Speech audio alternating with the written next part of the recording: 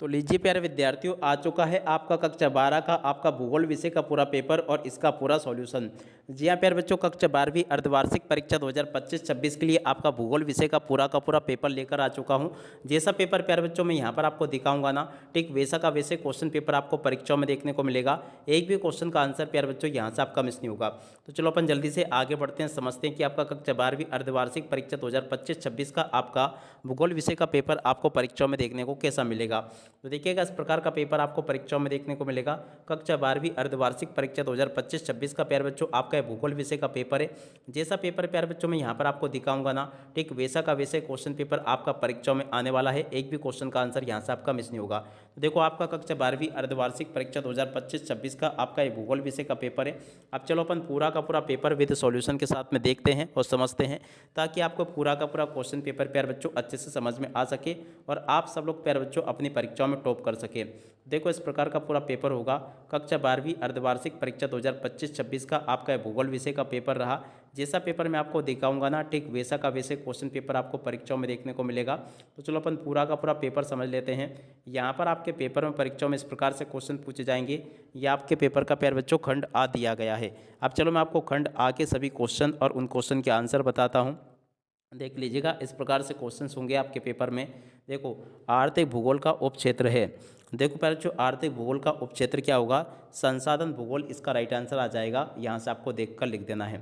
और अब अगला क्वेश्चन पहले जो पढ़ते हैं, जनसंख्या वितरण को प्रभावित करने वाले आर्थिक कारक युग्म हैं। देखो पहले जो इस क्वेश्चन का राइट आंसर आपका आ जाएगा खनिज नगरीकरण। कहाँ पर लिखा है पहले बच्चों, देखो खनिज नगरीकरण ये लिखा है आ नंबर में। और उसके बाद में चलो अपन अगला क्वेश्चन पढ़ते हैं, क्या दे रखा है देख सकते हो। यहाँ पर क्वेश्चन लिखा है उच्च साक्षरता स्तर किसका सूचक है। देखो पर जो उच्च साक्षरता स्तर सामाजिक आर्थिक स्तर का सूचक है। कहाँ पर लिखा है, सामाजिक आर्थिक स्तर ये लिखा है। और अब अगला क्वेश्चन पर जो पढ़ते हैं, क्या दे रखा है मानव विकास की अवधारणा किसने दी।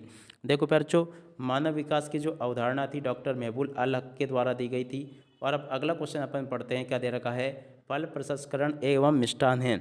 देखो पर जो फल प्रसंस्करण और मिष्टान क्या है, भोजन प्रसंस्करण उद्योग इसका राइट आंसर होगा। कहाँ पर लिखा है, ये इसका राइट आंसर होगा। और अब अगला क्वेश्चन प्यारे जो पढ़ते हैं, क्या दे रखा है यहाँ पर क्वेश्चन लिखा है भारतीय नदियों में प्रदूषण का मुख्य स्रोत क्या है। देखो प्यारे जो भारतीय नदियों में प्रदूषण का मुख्य स्रोत है जैव और जीवाणुविक संदूषक। कहाँ पर लिखा है, ये लिखा प्यारे जो जैव और जीवाणुविक संदूषण इसके प्रदूषक के स्तर है।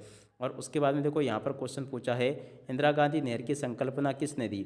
देखो प्यारे जो 7वें नंबर का जो क्वेश्चन आपको दे रखा ना, इंदिरा गांधी नहर की संकल्पना किसने दी थी। देखो ये दी थी प्यारे बच्चों कंवर सेन ने। और उसके बाद में देखो अपन अगला क्वेश्चन पढ़ते हैं, राष्ट्रीय स्तर पर गंगा की सफाई के लिए कौन सा अभियान चलाया गया।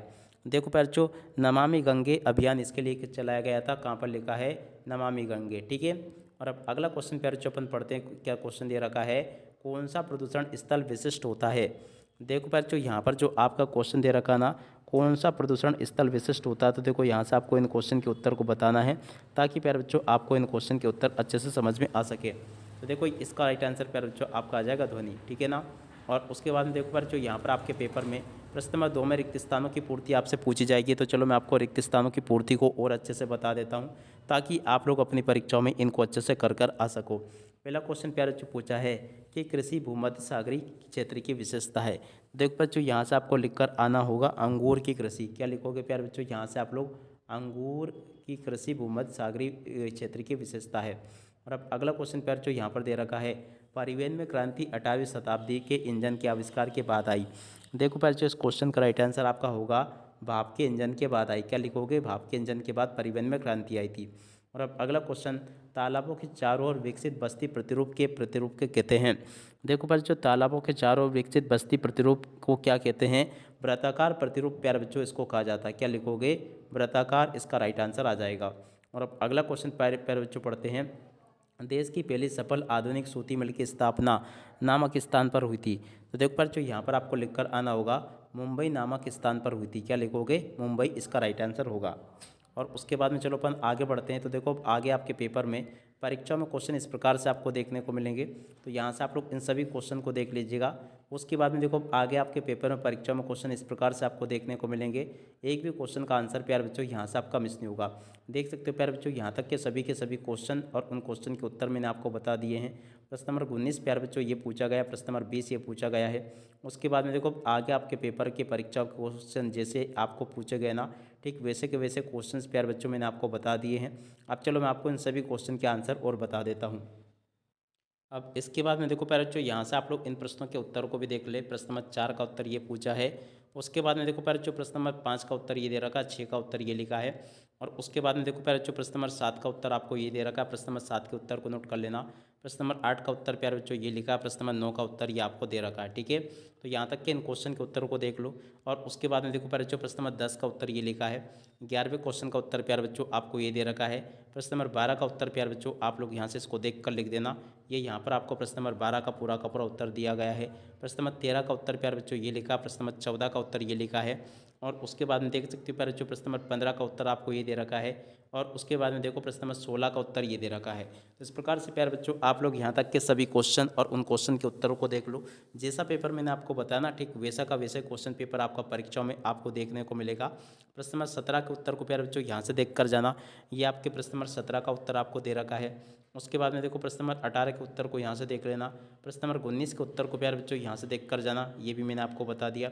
19 के बाद में देखो प्यारे बच्चों प्रश्न नंबर 20 आपके पेपर में परीक्षाओं में इस प्रकार से पूछा जाएगा।